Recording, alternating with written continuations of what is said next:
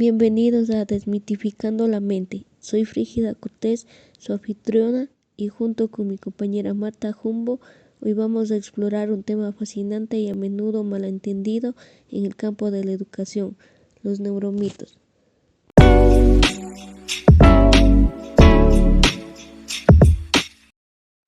Los neuromitos, entendidos como malentendidos o distorsiones de conceptos científicos sobre el cerebro, han ganado prominencia en el ámbito educativo, definido originalmente por la Organización para la Cooperación y el Desarrollo Económico. Estos mitos emergen cuando hallazgos científicos son mal interpretados o exagerados en su aplicación educativa. La creencia, por ejemplo, de que las personas solo usan el 10% de su cerebro o que existen estilos de aprendizaje específicos como visual, auditivo y kinestésico, son ejemplos de neuromitos que, aunque populares, carecen de sustento empírico por Ruiz-Ahmed 2010. Para comenzar, Ferreiro 2006 considera que el impacto de estos neuromitos en la educación es considerable. Pese a no tener evidencia científica, estas creencias pueden influir en las prácticas pedagógicas y en la formación docente, a menudo llevando a la implementación de estrategias didácticas que no mejoran el aprendizaje.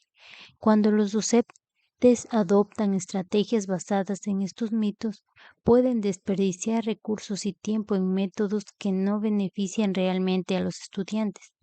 Además, estas prácticas pueden contribuir a la formación de creencias limitantes en los estudiantes sobre sus propias capacidades y estilos de aprendizaje. Por ejemplo, un estudiante que cree firmemente que solo puede aprender de manera visual puede no aprovechar plenamente otras oportunidades de aprendizaje que involucren diferentes métodos. La importancia de abordar y corregir estos neuromitos es crucial en la formación docente. Los educadores, como un dominio sólido de la neurociencia, pueden discernir entre hechos y mitos, permitiendo así la implementación de prácticas basadas en evidencia que realmente beneficien a los estudiantes. En este sentido, el dominio de la temática de los neuromitos en la formación docente no solo mejora la eficacia de la enseñanza, sino que también contribuye a un desarrollo integral de los estudiantes, fomentando un ambiente educativo que se adapte a las diversas necesidades y potencialidades del alumnado. La superación de los neuromitos requiere una colaboración estrecha entre científicos y educadores para traducir adecuadamente la investigación en estrategias pedagógicas aplicables y efectivas. Esto no solo mejora la calidad de la enseñanza, sino que también optimiza el proceso de aprendizaje de los estudiantes al basarse de conocimientos verídicos sobre el funcionamiento del cerebro y el aprendizaje humano. En este episodio vamos a desglosar algunos de estos estilos de aprendizaje y discutir cómo favorecen y afectan a la educación. Comencemos con el neuromito. Se aprende mejor si se enseña según los estilos de aprendizaje. Los estilos de aprendizaje son los rasgos cognitivos, afectivos y fisiológicos que sirven como indicadores relativamente estables de cómo los docentes perciben, interaccionan y responden a sus ambientes de aprendizaje. Cuando se habla de aprendizaje, la motivación es el querer aprender. Resulta fundamental que el estudiante tenga el deseo de aprender, aunque la motivación se encuentre limitada por la personalidad y fuerza de voluntad de cada persona. La experiencia es el saber aprender, ya que el aprendizaje requiere determinadas técnicas básicas tales como técnicas de comprensión, vocabulario, conceptuales, organizar, seleccionar, etc., repetitivas, recitar, copiar, etc., y exploraciones, experimentación.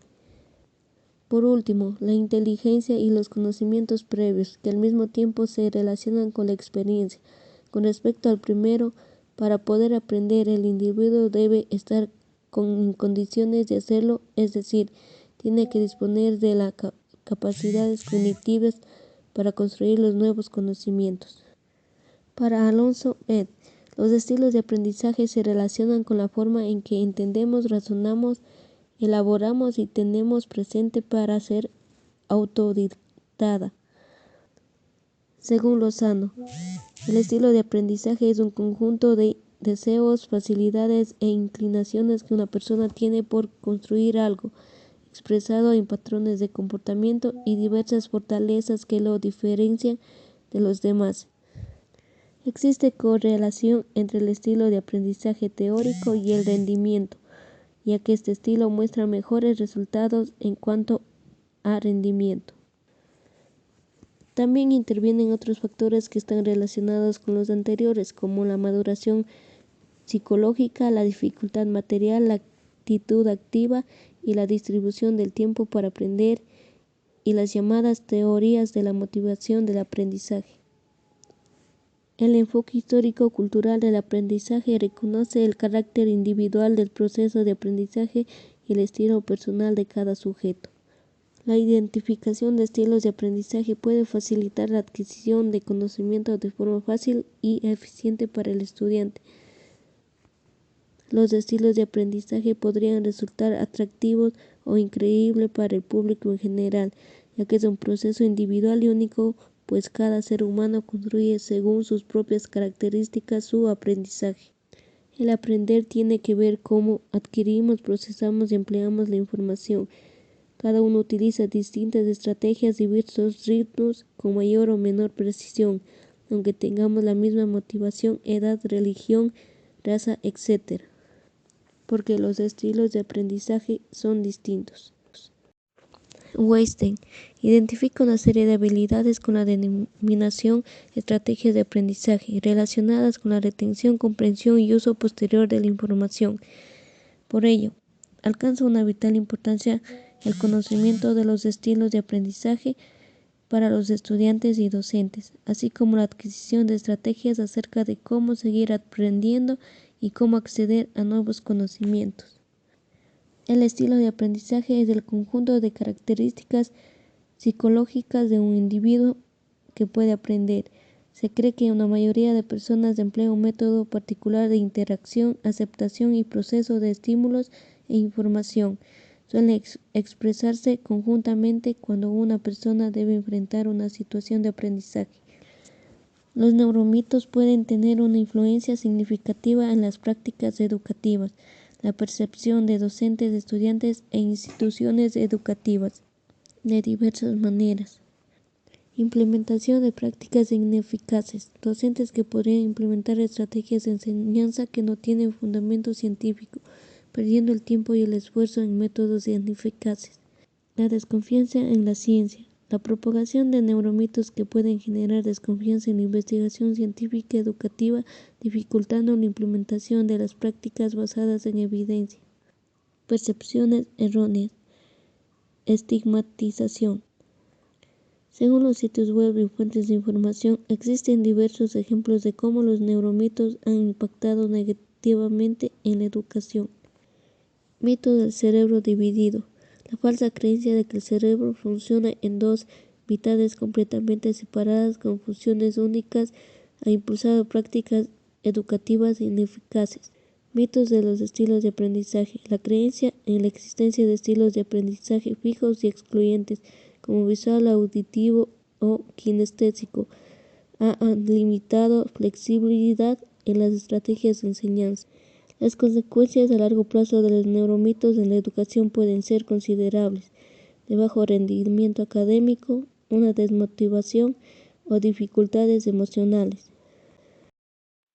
Las conclusiones que podemos extraer son claras. El mito carece de evidencia científica. No existen estudios que respalden la existencia de estilos de aprendizaje fijos y categorizados.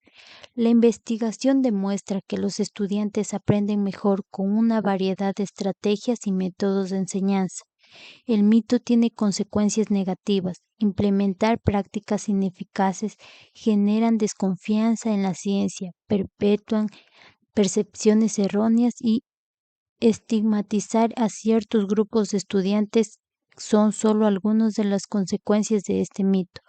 La evidencia científica apunta a alternativas. Los docentes deben basar sus prácticas en investigaciones científicas sólidas, utilizando una variedad de métodos de enseñanza y fomentando un aprendizaje flexible. Se requieren acciones para combatir el mito, capacitar a los docentes en neurociencia y educación, promover la colaboración entre científicos y educadores y crear un ambiente de aprendizaje positivo son pasos esenciales para superar estos neuromitos. Gracias por acompañarnos hoy. No olviden que no se puede aprender solamente desde una perspectiva, sino desde diferentes estrategias de enseñanza que consideren la variedad de formas en que los estudiantes pueden aprender. Nos encontramos en un próximo episodio. Hasta la próxima.